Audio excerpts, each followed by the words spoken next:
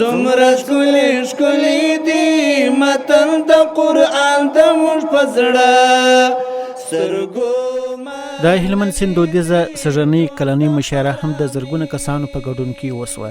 د ورځې پیل او تر نیمې شپې دوام وکړ. مشاعره کې د هلمند والي مولوي امان الدین منصور ترڅنګ د اطلاعات او کلتور وزارت مرستیال مولوي عتیق الله عزیزي دیني علماو او ادبپالو پکې ګډون درلود.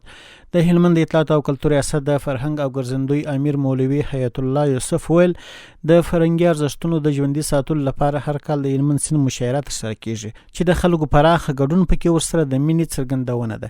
ښاغلي یوسف ویل د مشاعرو د تنظیم قانون د اسلامي امارت لخوا توشیح شوی دی. د دې قانون له مخې د ټولو شاعرانو او ترانه‌ویونکو فعالیتونه او ویناګانې باید د اسلامي شعایرو، اسلامي اخلاقو او افغاني ارزښتو په چوکاټ کې وي او د ناوړه دودونو پکې کار وانخیستل سي. دا یو څرګند حقیقت دی چې د تیر شل کلن جهاد په بهیر کې زموږ شاعرانو، لیکوالانو او ترانه‌ویونکو رول خورا اغیزمن و، ځکه دوی تل د خپلو لیکنو، اشعارو، اسلامي او حماسي ترانو په مټ په سنګر کې ناستو مجاهدینو ته د حق جهاد او مبارزې د بریالیتوب انګیزه او روحیه ورکول. همدا ډول د اطلاعات او کلتور وزارت مرستیال مولوي عتیق الله عزیزي ویل دا ډول فرهنګي ناستې هیواد کې د یووالي ټینګښت برخه کې مهم رول لري. زیاته کړه د دې ډول فرهنګي ناستو په ترسره کېدو سره به د کلتور د ودې ترڅنګ به د خلکو ترمنځ د یووالي او همغږۍ احساس وغوړي شي. بل مهمه خبره دا ده چې ته شاعر او ادیب دلته په میکروفون کې درېږي، د تا له خولې، د تا له قلم، د تا له حنجرې نه باید هغه څه ووځي چې هغه یو پیغام ولري، هغه د دې ملت د ارزښتونو د مصالحو تعبیر ولري، هغه یو هنریت ولري. یعنی شعر ساده کلمې نه دي ورونو. په مشاعره کې د هلمند او هیواد د بیلابیلو ولایتو شاعرانو لخوا حماسي نظمونو ترڅنګ د مینې او هنر نظمونه هم وړاندې سول.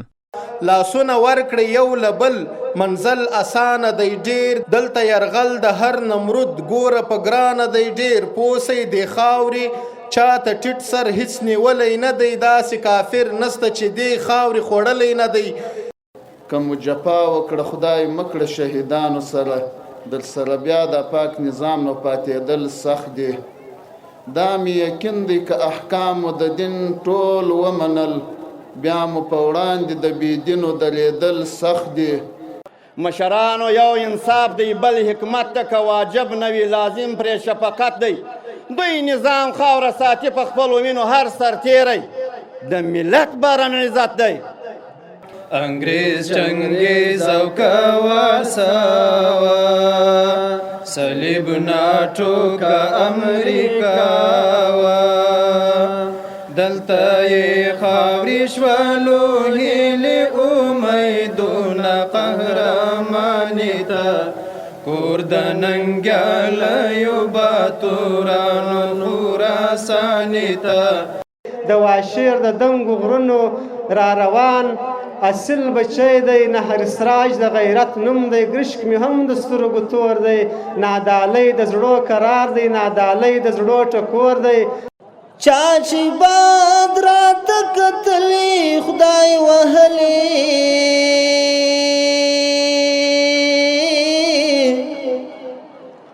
شرمېدلی دی هیواد کې مختور دی. د هیواد د مختلفو ولایتونو راغلو شاعرانو په خپلو خبرو کې ویل تر ټولو ښه فرصت دا دی چې خپل احساسات او د وطن مینه د شعر له لارې نورو ته ورسوي. د مشاعرې په وروستۍ کې د ناسمو رواجونو د مخنیوي په تړاو د علي قدر امیر المؤمنین حفظه الله تعالی د صادر شوي فرمان د تطبیق په موخه زرګونه ګډونوال ته د عامه پوهاوي یوه تمثیلي پارچه هم وړاندې شوه.